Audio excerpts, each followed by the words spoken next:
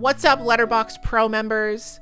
I am Evasive, and I am something of an expert when it comes to bad movies. I have seen a lot of them, and for as much as I talk about bad movies on my channel, there's always going to be some that I will never have the opportunity to talk about in a video or with any human being on Earth ever.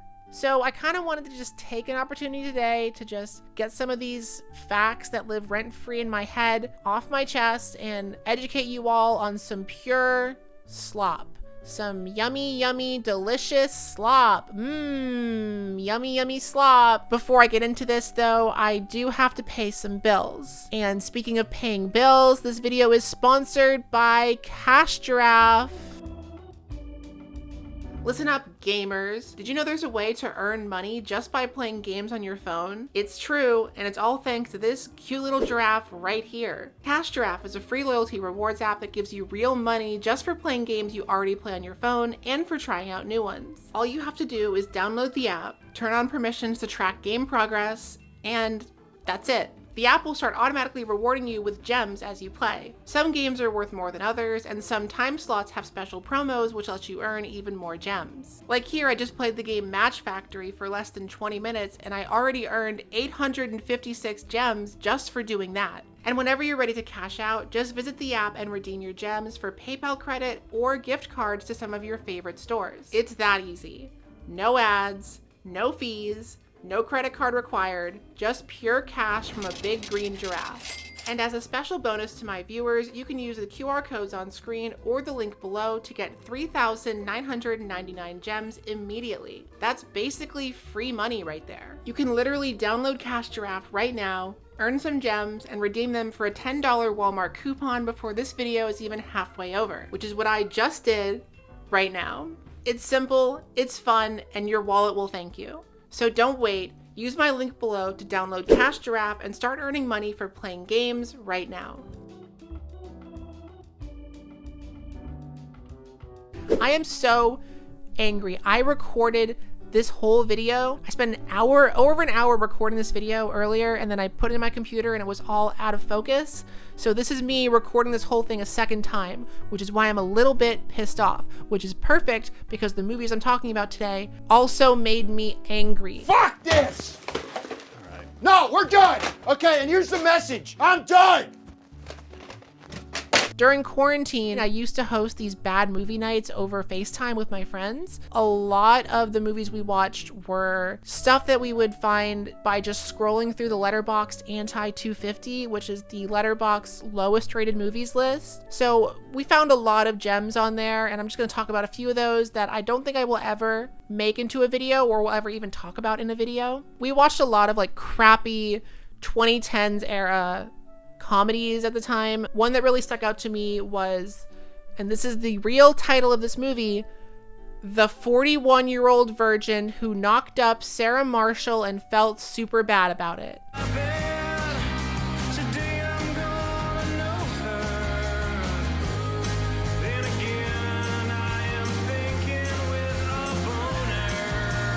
So this is a real movie that exists that a guy named Craig Moss made in 2010. You know, I don't remember a lot about this movie. I remember there's a scene where they do the McLovin bit from Superbad, only his ID says McAnal-Lovin, and that's a joke. Stephen Kramer Glickman is in it, the guy who played Gustavo in Big Time Rush. He does like the milkshake monologue from There Will Be Blood. Yes, boy. You see, I have a milkshake. And you have a milkshake. But I have a straw. You see? Well, there it is. I don't understand what you're doing. Really just bad movie. Proof that we need to normalize telling certain men that they aren't funny. This guy also made such classics like Breaking Wind, Badass, Badass 2, Badasses, and another of these parody comedies called 30 Nights of Paranormal Activity with the Devil Inside, the Girl with the Dragon Tattoo. 30 Nights of Paranormal Activity with the Devil Inside, the Girl with the Dragon Tattoo. I watched this one also. I don't remember a single thing about this movie except that there is a gay character who has sex with a pool vacuum. I love it, the pool cleaners. I love it, the pool cleaners. I love it, the pool cleaners.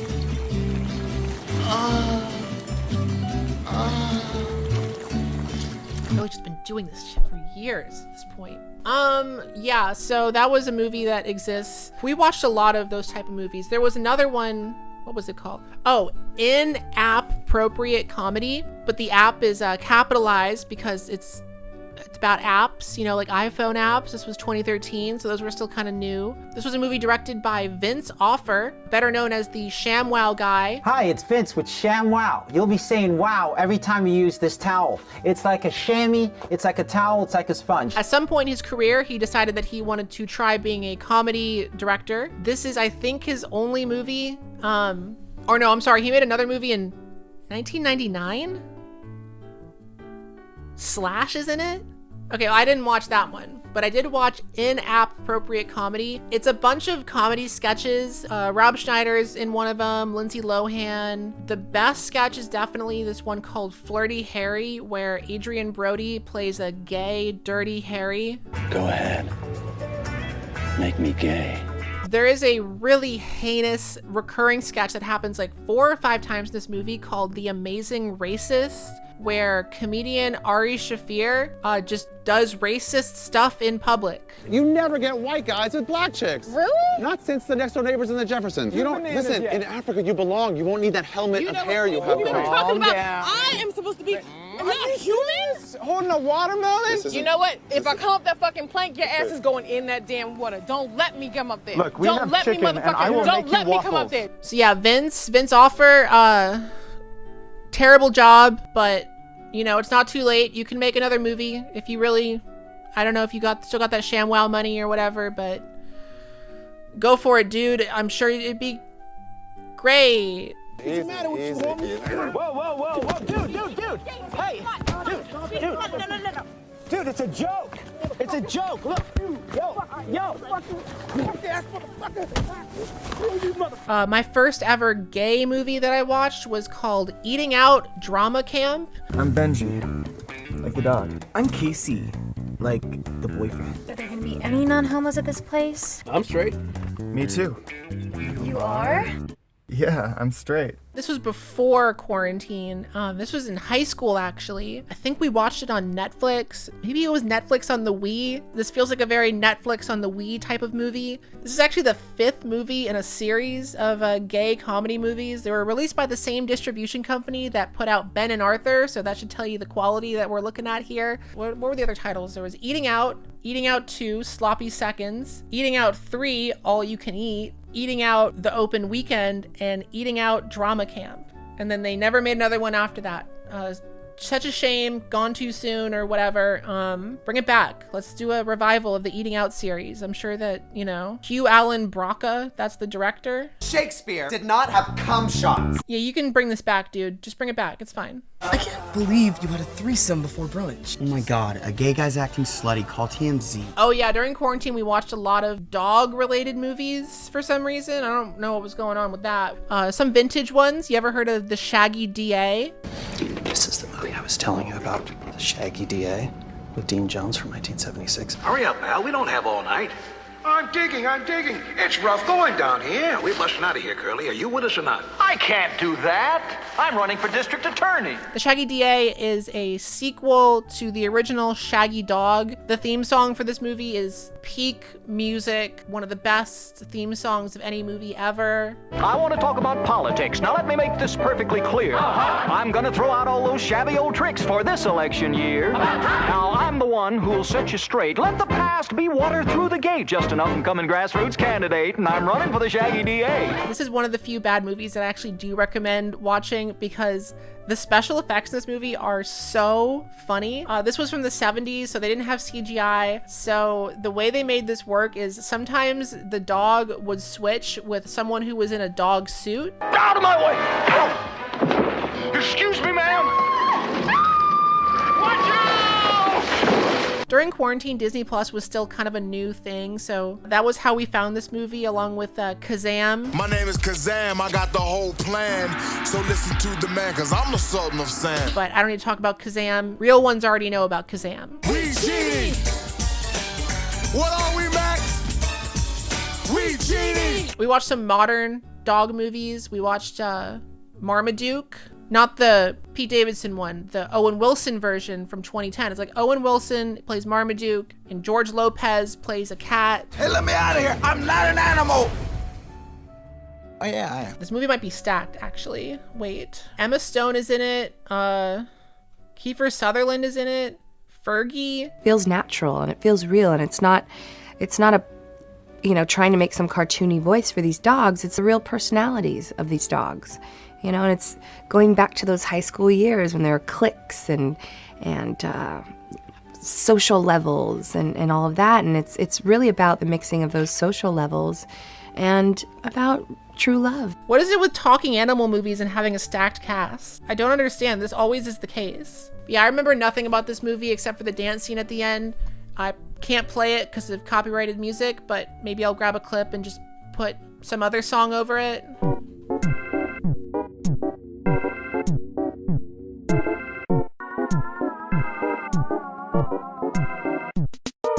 There was also one talking dog movie that I saw in theaters, and that was Show Dogs. Max is the best canine on the force. I'm good at taking a bite at a crime. So Show Dogs is a movie where Will Arnett plays a cop in Vegas and Ludacris plays a dog. He's like, that's just ludicrous. This was in the era of MoviePass, where I was kind of just seeing every movie in theaters while on various substances because I also had a lot of free time. And I actually saw Show Dogs the first weekend it was out, which is significant because this is one of those movies where they had to pull it from theaters and change it. And I think it was pretty good reason. In the movie, there's a bit, so he's like a cop dog and he has to go undercover at a dog show. And there's a bit in the movie where he has to have his butt inspected as part of the show. And he doesn't want to do it. He's like, he doesn't want anyone to touch his butt.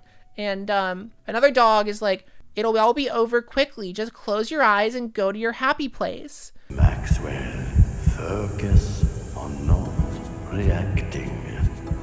You must go in your mind to your happy place. I wish Sprinkles would be my best. I'm really proud of you, buddy.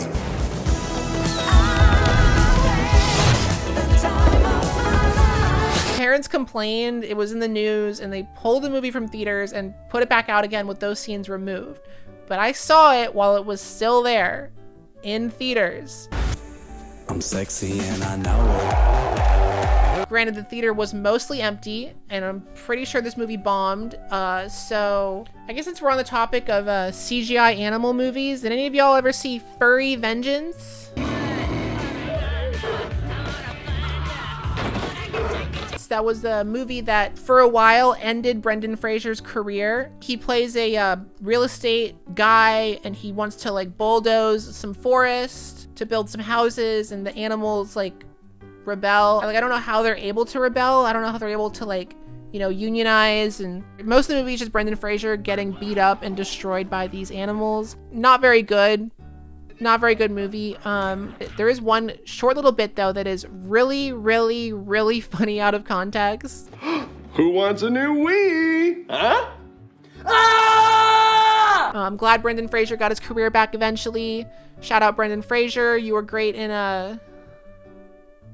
I guess if we're also going to talk about CGI animal movies, may as well talk about Kangaroo Jack. This was a movie that I watched the first week of quarantine. I remember sitting in the backyard with my friend Sarah, watching Kangaroo Jack, a solid, 6 feet away from each other on a table in my parents' backyard. This movie came out in 2003. They marketed it to kids, but it was originally an R-rated comedy. They did test screenings and realized that nobody liked it, so they tried to redevelop it as a kids movie by putting more emphasis on the kangaroo. So in all the commercials and stuff, the kangaroo is, you know, jumping around, he's rapping, he's, you know, being cool, whatever. I am Jackie Legs, and I'd like to say hello. But that was false advertising, because in the movie, the kangaroo only does that when one guy is like tripping.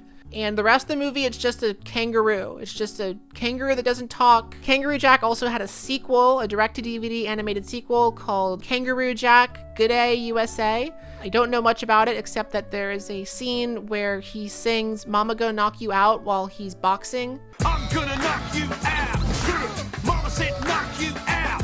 I would love to do a video where I force some Australians to watch Kangaroo Jack. I want to do I Made Australians Watch Kangaroo Jack, but that would require me to find some Australians in New York City, which is easier said than done. So if there's any Australians in New York City watching this, hit me up on Instagram if you want to be in a video. Bonus points if you have an accent. Don't call it a comeback.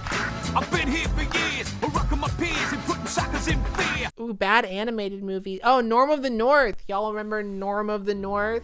Why be normal when you can be Norm? Rob Schneider plays a polar bear who goes to New York City to stop climate change or something. Nobody liked this movie. It was kind of dead on arrival. Still somehow got like 3 direct-to-DVD sequels. I don't know what that's about. The best part of Norm of the North, though, was the Norm of the North social media account. At some point in like 2021, I want to say, some intern got control of the Norm of the North Twitter account and just kind of went crazy with it for like a couple years. I don't know if that mystery was ever solved, if that was like a rogue intern or if that was like something they were actually trying to do to like squeeze some money out of this movie years later. But I don't know whatever happened to this intern who had control of this account, but I hope you're doing great, dude, wherever you are. Someone give him his account back. He or she or they.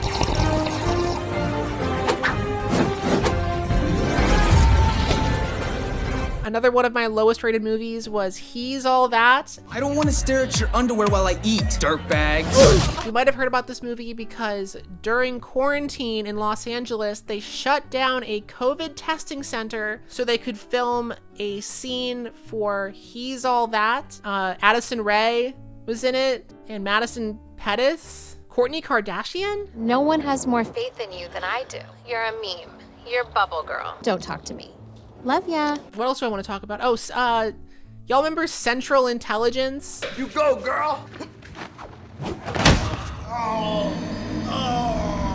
God. This was a comedy with Dwayne "The Rock" Johnson and Kevin Hart that came out in like 2016. Extremely forgettable action buddy cop comedy. The behind the scenes videos of this are actually a lot funnier than the movie itself. Here on set, Central Intelligence, hanging out. I'm shooting my video for Instagram. Fuck your video. Fuck your video. My fans will slap the piss out of you. My fans will beat the fuck out your video. I saw this in theaters with my family. Don't remember a single joke, but I do remember those videos. We are shooting Central Intelligence. They shut it down. The fire trucks are here. Shut the fuck up. Will you get the fuck out my video? I'm slapping. Why you do your video behind me? I'm trying to do my video. This is my video. You're in my fucking video. I've been recording for over half an hour now. I should wrap this up. Okay, the last movie I want to talk about is That's My Boy. Go, big man! The Adam Sandler classic, That's My Boy, from 2012. The concept of this movie, and I apologize in advance if you've never heard of this before, I'm so sorry for what you're about to learn. Adam Sandler plays a dad and Andy Samberg plays his son. But the movie opens with a 13-year-old, he's like the younger version of Adam Sandler's character. The movie opens with him getting statutory by his teacher, and then the teacher gets pregnant. So this is a comedy that centers around statutory, a lot of just heinous stuff, and this is probably like Adam Sandler's most disgusting movie, I would say. A lot of shock humor. There's a scene where Adam Sandler masturbates to a picture of a grandma, and then the grandma comes in the next morning and is like picking up his used tissues. It's so gross. Milo Ventimiglia is in it. There's a whole incest bit with him. Oh, please don't let him tell Mommy about our secret tickle time. Secret tickle time? Vanilla Ice was in this. Will Forte. Adam Sandler put both of his kids in the movie too, so that's great. I cannot believe that there was an era where Adam Sandler could bring a script like this to a major studio and they would say, sure, Adam, here is $57 to $70 million for your comedy movie about statutory. The kid who plays young Adam Sandler, I think his name is like Justin Weaver or something. There was this local news bit. I guess he was from like Richmond, Virginia. And there's this bit on the local news where they're like hyping him up so much and talking about like. A James River High School student is a Hollywood hit. It's Justin Weaver. He is from Chesterfield. And he's starring alongside Adam Sandler in the new comedy, That's My Boy. Because they clearly did not know what his role in the movie was. 15-year-old Justin Weaver still is surprised he got the part even watching the movie trailer. It's been crazy, you know. I mean, I've just been like traveling around the country and like Justin, wherever you are, you're still out there. Hope you're doing well. Hope you didn't get bullied for this. I totally understand why you never acted in anything again after this. Honestly, I wouldn't either. And as the first reporter to interview Justin with the film wrapped up, I couldn't leave without a picture and an autograph. Okay, anyway, that is all I have to talk about today. I am Evasive. Thank you so much for watching. Please let me know in the comments if you want to see me do more of these kind of like free-form movie talk whatever things that I'm doing here, because I have so many useless movie facts to get off my chest. I could do this for hours. I could talk about a good movie for a change. Probably not, actually. That wouldn't be funny. Anyway, now I'm gonna go do whatever the opposite of watching a movie is. What's the opposite of, I guess, reading a book? I have like some books here that I've like never even opened. I guess I could read one of those maybe. What do I even have here? Compound Interest. It's a book my grandpa sent me about compound interest. Marguerite Perret, The Mirror of Simple Souls. This was written by a woman in the 1300s who was burned at the stake. Santa's Little Yelpers. Think Like a Horse. Think Like a Horse. That's a book I have here. Actually, wait, I want to go back to Santa's Little Helpers. What was that? Santa's Little Helpers. Sorry, Santa's Little Yelpers by David Rosenfeld. 'Tis the season in Paterson, New Jersey. Lawyer Andy Carpenter and his golden retriever Tara are surrounded by holiday cheer. It's even spread to the Tara Foundation, the dog rescue organization that Andy started. It's not used to having puppies, and they've just got their hands full with a recent litter. 8 puppies are a lot to handle, and Andy is relieved when his coworker Chris Myers agrees to foster them. Myers did time for a crime he swears he didn't commit. When Myers discovers that a key witness against him lied on the stand, he goes to Andy to ask for representation. But when the witness is murdered and Myers is arrested for the crime, things go from bad to worse. Suddenly, it's all elves on deck to make a list and check it twice so they can prove Myers is innocent of murder. Okay, so I think this might be better than all the movies I just talked about. So I'm just going to read this whole book right now, actually. Bye.